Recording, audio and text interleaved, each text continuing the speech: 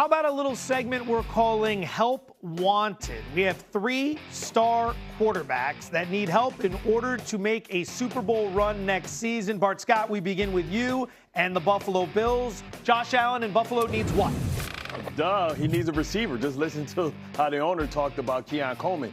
But I think we're looking in the wrong direction. We're talking about a receiver. Everybody's looking at A.J. Brown. I look at the guy that may be a safer pick, a much cheaper pick in Michael Pittman. And who knows whatever falls off the trees if you shake the Brandon Ayuk tree loose again. Maybe it could be a value pick as well. Graz, the wide receiver position. Is that top of the list for the Bills this offseason in your opinion? I think the top of the list is building out that defense. That was a real problem for them last year. They couldn't stop the run at all. I think that's the receiver thing needs to be addressed, but I think the bigger issue and the thing that would even help Josh Allen more is if they got back to being a strong defense. Yeah, I see it differently. They drafted a lot of young defensive players last year. Hopefully they'll get better. Hopefully. Yeah, with a good offseason program. But I'm with Bart. They need a number one receiver. I'm sure they were watching the Super Bowl saying, we are better than the New England Patriots. We need a number one frontline receiver right now. Let's go get him. Let's use the 26th pick in the draft, be it A.J. Brown or somebody else. So I can only imagine the conversations they were having while that game was going on. Oh, they have to be kicking themselves. If there was ever a year to cruise through the AFC, this was the year. Graz, let's move elsewhere to another team that's probably kicking themselves, the Baltimore Ravens. They and Lamar Jackson need what? They need a drama-free contract extension talks this offseason. Like the last time he was up for an extension, it was ugly. He demanded a trade. They went back. They eventually got it done. But now they have to do something because his cap number is going to go up to almost $75 million if they don't touch the contract. So he's due for an extension, two-time MVP. Shouldn't be hard to get one done, but it was the last time. And if it is this time, that could affect other things they're doing this offseason. Mike, you've been in that seat. How should Baltimore approach these negotiations with Jackson? What did Marv Levy once say? The answer is simple. It's just not easy. Look, bring him into the room. It's $60 million a year, plus or minus 5%. That's the number. Candidly, I hated when players didn't have agents. There's a reason agents are in the process, and they have to deal with it. I bring them in and say, hey, here are the 3 quarterbacks we think are most like you, and let's just try to get this done. I totally agree with Graz. Drama-free, be proactive. The cap number is going to hinder progress. So I would try to create a sense of urgency and be on the same side of the table and say, hey, we want you here for a long time.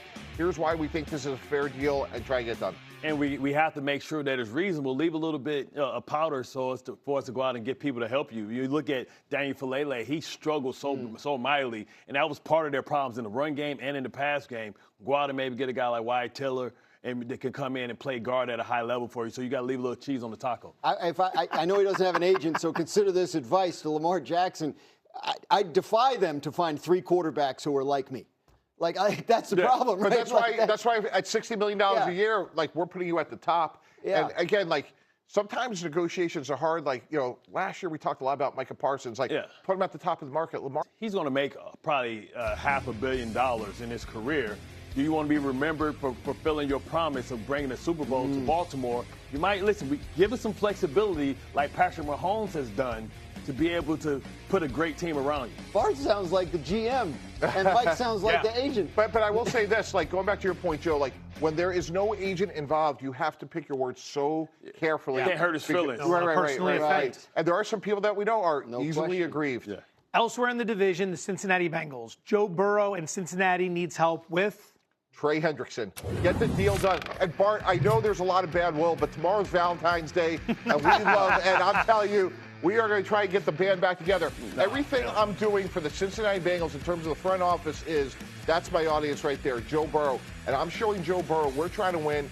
Look, Trey Hendrickson's 31. He's still productive, even though he only played 7 games last year. I do everything within reason, not to franchise him, but to sign him to a market long-term deal. And again, Joe Burrow is the audience here. You just hit the magic word, market. They're never going to give him the market. And they've been waiting for 3 years. They've been putting Band-Aids on this, promising him a long-term contract. All he did was lead the league in sacks 2 years in a row. And they trying to kick the can down the road, hoping that he has a bad season so they can bring his market down. At this point, I'm trying to win a championship. You guys picked when you decided to go and pay T. Higgins the money and not value both sides of the ball. So then let me go. Quit trying to hold me hostage. Market deal and value and Cincinnati are not two words that go together. But if what I would tell Trey is, like, where are you going to go where you're going to have better offense? Dallas. Really? Yeah, Dallas was trying to trade for me last year. Dallas, no state taxes, so I can make up some of this money from this below market deal you've been trying to get me for the last 2 years. Dallas. Do you think it's irreparable? Can these two get back together? I think, look, he's 31 years old. Trey Hendrickson was not a marquee star free agent when the Bengals got him. Yep. Go find the next one. They've done it before. They haven't had success in the draft, but I think their focus is more on who's going to replace Trey Hendrickson than how can we keep him in the building. They thought they drafted him, but that didn't work out. Right. Guys, it's Valentine's Day. We're reconciling. No one's more fired up for Valentine's Day than Mike Tannenbaum. Yeah, but I mean, not everybody has a Valentine, by the way. And on top of that, what's Valentine's Day about? It's about money before it's about love. Like, give them the money, they'll reconcile. Exactly. So that's my point. They're not going to give them the money. That's the point. Let's not bury the lead. This is about Joe Burrow and Joe Burrow thinking and hoping every day he comes in, we have a chance to win, and our organization's doing everything we can. They were well underneath the cap last year.